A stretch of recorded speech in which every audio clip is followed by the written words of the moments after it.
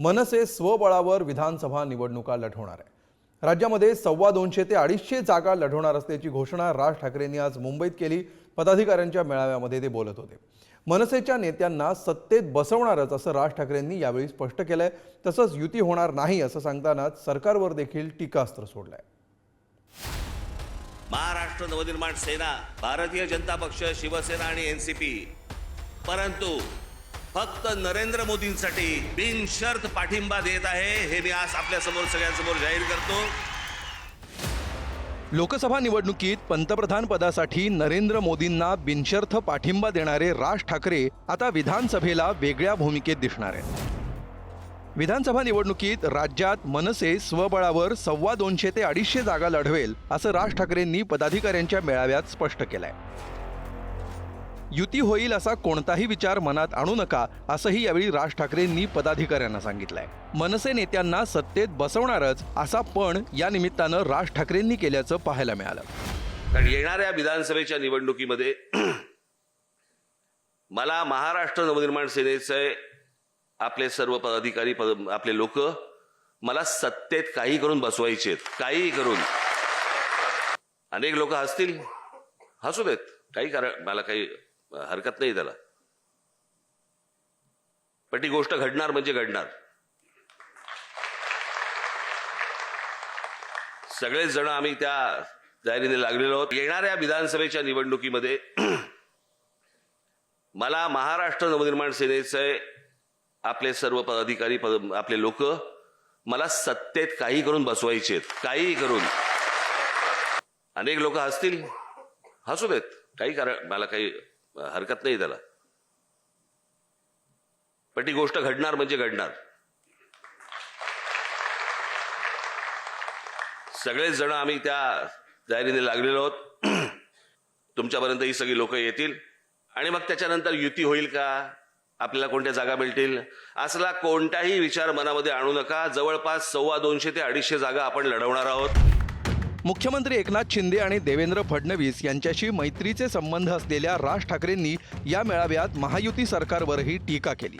रस्त्यांवरचे खड्डे बुजवायला पैसे नाहीत तर लाडकी भाऊ बहीण योजनेसाठी पैसे कुठून आणणार असा सवाल त्यांनी उपस्थित केला। लाडके भाऊ बहीण एकत्र आले असते तर 2 पक्ष झाले नसते असा टोलाही त्यांनी अजित पवारांना लगावलाय।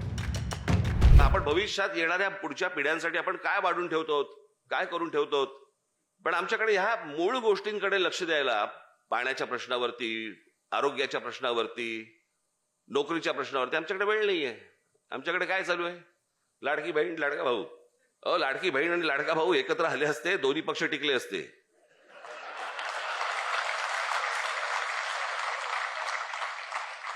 योजना कशाला पाहिजे त्याच्यासाठी? बहिणीला 1,500 रुपये देणार आणि काहीतरी असंच आहे ना, 1,500 रुपये महिने वगैरे आहेत का पैसे मुळात राज्य सरकारकडे? रस्त्यावरचे खड्डे बुजवायला नाही आहेत, हे इथून कुठचे खड्डे बुजवणार आहेत? मला कोणीतरी सांगितलं आपल्या काही पक्षामधले काही 1-2 काही पदाधिकारी कुठच्याही पक्षात जायचे, काय तयारीत आहेत। मी येऊन स्वतः लाल कार्पेट घालतो, जा म्हणून।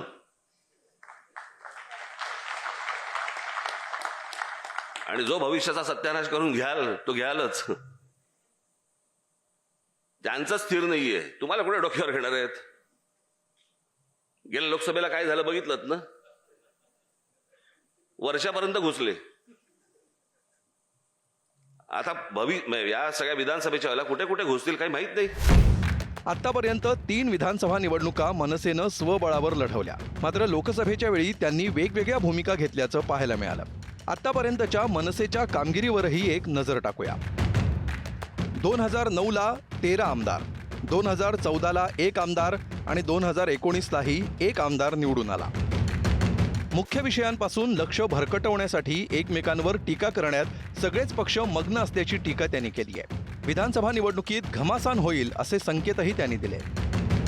एकमेकांवरती शिव्या द्यायच्या फक्त, आणि दुसऱ्या शिव्या देत फक्त, त्याच्यानंतर तुम्ही लोकांचं लक्ष विचलित करायचं, दुसरीकडे भरकटवायचं आणि ह्याच्यातनं सगळ्या निवडणुका करायच्या। हाताला काही लागणार नाही। निवडून आले, काल त्या सगळ्या यादीवरती मी बसलो होतो, अशी परिस्थिती मी आजपर्यंत कधी पाहिली नाही। सगळे मतदारसंघ पाहत होतो महाराष्ट्रातले, आणि महाराष्ट्रातल्या मतदारसंघामध्ये कोणी इथे कोण आमदार आहे, साहेब हा फलाना पण हा आमदार आहे, हा आता हा कुठच्या पक्षात आहे विचारावं लागतं. कोण कुठे गेलाय, कोण कुठच्या पक्षात आहे, काही समजत नाही, काही कळत नाही. आणि येणाऱ्या विधानसभेच्या निवडणुकीला या सर्व राजकीय पक्षांमध्ये जे काही घमासान होणार आहे ना, ते न भूतो असं असेल. मनसेच्या स्वबळाच्या नाऱ्यावर काँग्रेसच्या नेत्यांनी टीका केली आहे.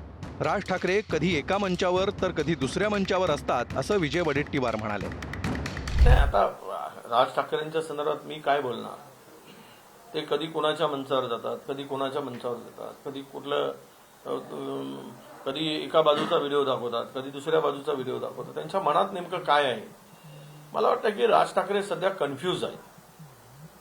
त्यांना कन्फ्यूज मुद्दाम हा शब्द वापरतो की त्यांना अजून कळत नाही की कुठल्या दिशेने जावं. कदाचित तो सूरही सापडत नसेल आणि दिशाही सापडत नसेल. लोकसभेच्या प्रचाराच्या शिवाजी पार्कवर झालेल्या सभेत राज ठाकरे पंतप्रधान नरेंद्र मोदींसोबत महायुतीच्या सभेला उपस्थित होते.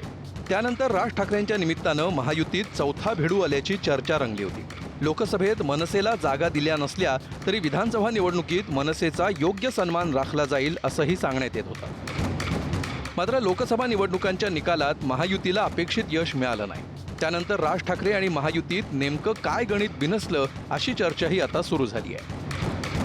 विधानसभेच्या निवडणुका या मराठा ओबीसी आंदोलकांच्या भूमिकेमुळे बहुरंगी होण्याची शक्यता आहे. त्यात राज ठाकरेंनी घेतलेल्या स्वबळाच्या भूमिकेचा नफा तोटा नेमका कोणाला होणार हे पाहावं लागेल. श्रेयस सावंत, पुढारी न्यूज, मुंबई.